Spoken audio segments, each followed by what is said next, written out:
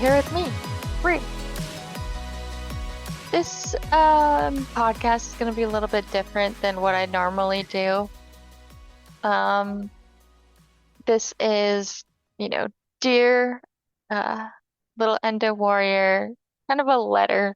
And so I did write a letter for anybody that may be facing endometriosis um, and just needed, you know, basically who I needed when I didn't know what was happening with me and what was wrong with me.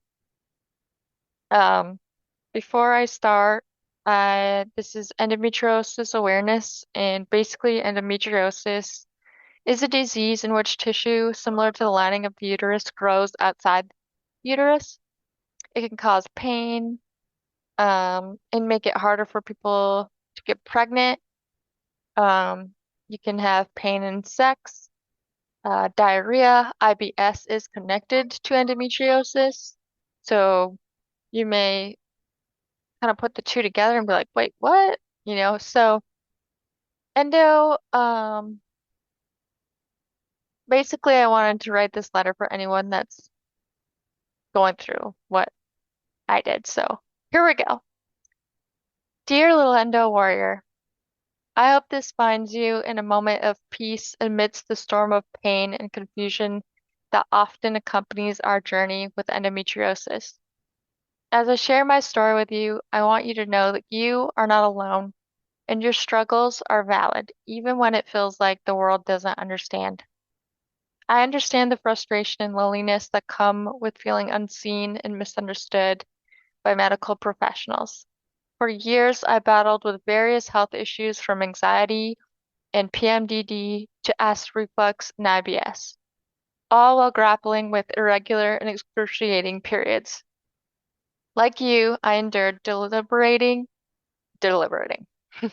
debilitating pain that impacted every aspect of my life, yet struggled to find answers. It wasn't until a suggestion from a friend's mom and years of relentless suffering that I even considered the possibility of having endometriosis. Even then, skepticism from doctors and loved ones made the journey feel more isolating. But despite the doubt cast upon me, the pain remained real and overwhelming, affecting not just my physical well-being, but also my mental health. In the face of dismissive medical advice, I took matters into my own hands, experimenting with diet changes and medications, mostly ibuprofen, to find some semblance of relief. While these measures provided temporary respite, they didn't address the root of the problem. It was only through joining online support groups that I realized I wasn't alone in my struggles. Yet the road to diagnosis remained fraught with obstacles as invasive tests and medical skepticism continued to hinder progress. But through it all, I learned the invaluable lesson of self-advocacy. I discovered the importance of persisting in seeking the right diagnosis and treatment, even with faced with skepticism or disbelief. I share my story with you not to dwell on the pain of the past, but to offer a glimmer of hope for the future. Finding a supportive community and a doctor who finally listened marked a turning point in my journey. It was the beginning of understanding and managing my condition better, and I believe that you too will find your beacon of light amidst the darkness. So, dear little Endo Warrior, as you navigate this turbulent journey, remember that your voice matters and your pain deserves to be acknowledged. You are stronger than you know, and there's strength in solidarity. Keep fighting, keep advocating for yourself, and know that brighter days lie ahead. With unwavering support and solidarity, love, little Endo Warrior, BRIE. I wrote this because when I was younger, I needed that person. Um, I think that it would have helped me get my answers quicker, and I know resources are not there how they should be. But if you are someone who has endo and can share your story, I do believe that it will be effective because somebody is that little girl that I was. Somebody was that little girl that you are, and they need to hear that there's hope and support and love. Um, and even though there isn't like a for sure type of, how do I say this? Fix to endo, at least we have each other because that's what I needed back then. And that's what the women that are fighting to find out what's wrong with them need now. Um, so I hope this serves you well. If you want to hear more about my story, I do have a podcast that I made back about my whole journey, a little bit more in-depth detail of how I got there. Um, but this episode I just felt was something that just called to me.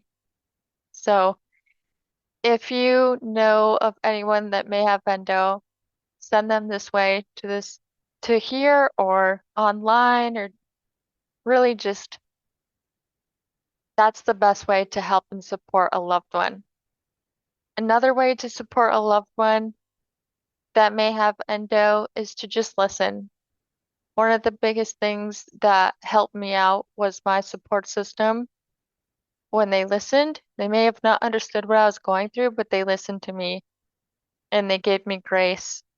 And when I went through the pain and I had to be bedridden, they supported me and, they gave me the heating pad. They checked in on me. They just made sure I was okay. And I really will always be appreciative of my family for being there for me in that manner. Not everybody gets that, um, especially the understanding or belief toward them. And nothing is more hard than having people tell you that they don't believe you and that you're making it up. Um, and it's not easy.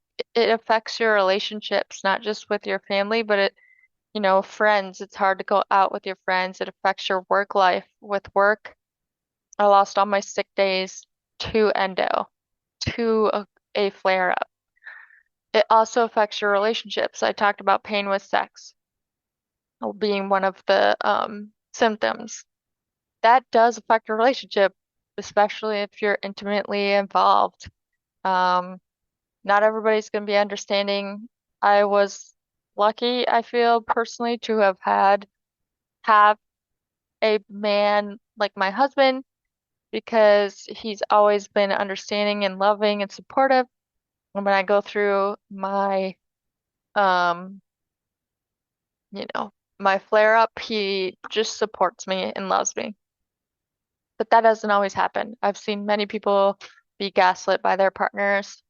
I've seen it affect the relationships where they are no longer dating or with anybody because it's hard to date with it because you have to have somebody that has grace and understands, and that's not an easy person to find. And if you do have that, you know, make sure that you support them too in the sense of giving them appreciation for understanding and loving you, because that is the beautiful thing about love. A true love, it's not unconditional. I mean, it's not conditional. It's not, oh, well, you've, you've don't do this, so therefore this. It's unconditional. And unconditional love is beautiful. And if you have that partner in your life and you're going through this, don't forget to give them love and grace as well, because it's not an easy process. It's like it's not easy on both sides. Obviously, you have the pain, and obviously, you are going through a hard time, but it's not easy for your partner to watch you go through that. Just think about, you know, when you watch a family member that you love struggling with pain or doing something that hurts you. That's the same with your partner. Um, you can, I only say this because sometimes we get so, lost in the pain and confusion that we forget to appreciate the beautiful people surrounding us that do support and love us, if you have that. If you don't, I hope that our community, the endometriosis community, can be there and that support for you, because that's what that little endo warrior needs. So I know this isn't a very long podcast, but I think that it can be very helpful. And I just hope that you're able to find answers if you haven't found them yet. I hope you're able to have a support system, even if it's just the groups. And if you are a warrior that knows your diagnosis, whether it's by the doctor or just by learning about it, because even though, yes, technically, health-wise, you would need the doctor to say that you have it, it doesn't mean that you don't have it. And there are people that I know that know they have it, and they don't they don't need they may not be able to go through the financial process of being able to get um a true diagnosis, but that doesn't mean you don't have it. So my point is that just advocate, just continue to advocate, because that's what we need.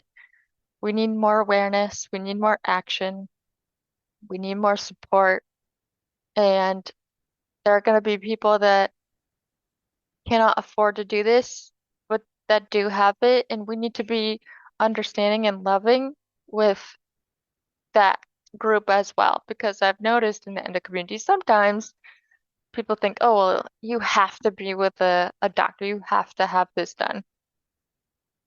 What got me through to getting more answers was the groups. Um, I had an idea. I was very strongly under the impression that I had it once I learned about it, and once my friend's mom had talked about the word or the term. But in order to get the diagnosis, sometimes it's just not financially feasible for people. And anybody that knows their own body knows that intuition and knows to trust it. Um, and I will never be someone that's going to go up to someone and be like, oh, well, you didn't get it done by the doctor, then it didn't happen. No, because sometimes you can't get the answer. Sometimes the resources don't exist. Sometimes you don't have that. And yeah, it's it's very sad. I just hope for change, and I'm going to continue to share my story.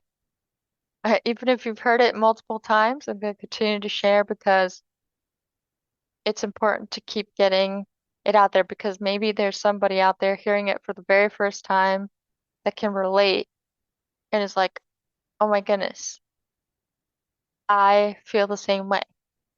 So in this podcast, I am going to link a couple of my episodes that are all along the lines of endometriosis. I have another uh, person that came in and talked about their endo story, and I just intend to share that. So with that, you are loved, you are worthy, you are cherished, and I am proud of you.